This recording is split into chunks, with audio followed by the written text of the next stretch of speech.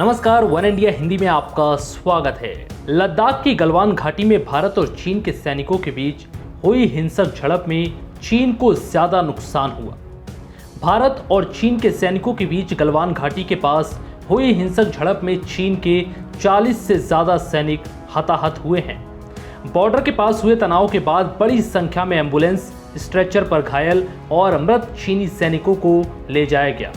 हालांकि चीन ने अपनी ओर से इसकी कोई पुष्टि नहीं की। सूत्रों के अनुसार इस घटना में चीन का एक कमांडिंग अफसर भी मारा गया, जो झड़प की अगुवाई कर रहा था। बता दें कि शुरुआत में भारत के जिन 3 सैनिकों की शहादत की खबर सामने आई थी, उसमें हमारे भी कमांडिंग ऑफिसर कर्नल संतोष बाबू शामिल थे। चीनी सैनिकों की तरफ से सबसे पहला हमला उन्हीं पर किया गया था। तब वो बातचीत के बाद चीनी सैनिकों को समझाने गए थे कि वो पीछे हट जाएं। सोमवार की शाम को भारतीय सेना के ऑफिसर संतोष बाबू टीम के साथ गलवान वैली में PP-14 पहुंचे, जहां से चीनी सैनिकों को पीछे हटना था। ऐसा बातचीत में तय हुआ था। तब वहां 10 से 12 चीनी सैनिक मौजूद थे।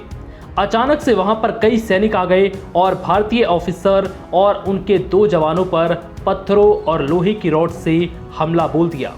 इतने में भारतीय सैनिक भी चौकन्ने हो गए और इसका माकूल जवाब दिया, जिसमें 40 से ज्यादा चीनी सैनिकों के हताहत होने की खबर सामने आई।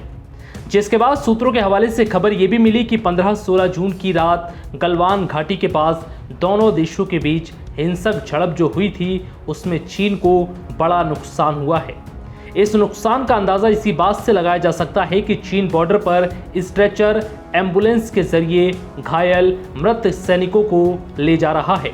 इसके अलावा गलवान नदी के पास चीनी हेलीकॉप्टर की हलचल भी बढ़ गई है, जिसके जरिए सैनिकों को ले जाया जा रहा है। इसके अलावा जो सैनिक चीन के साथ हुई झड़प में शामिल हुए थे, उन्होंने भी इस बात की पुष्टि की। हालांकि चीन को कितना नुकसान हुआ है, इसका सटीक आंकड़ा अब तक सामने नहीं आया। हालांकि 40 के करीब की संख्या फिर भी बताई जा रही है। दूसरी ओर भारतीय सेना की ओर से अपने आधिकारिक बयान में जानकारी दी गई कि भिड़ंत में 20 भारतीय जवान शहीद हुए हैं। फिलहाल इस वीडियो में इतना ही। नमस्कार।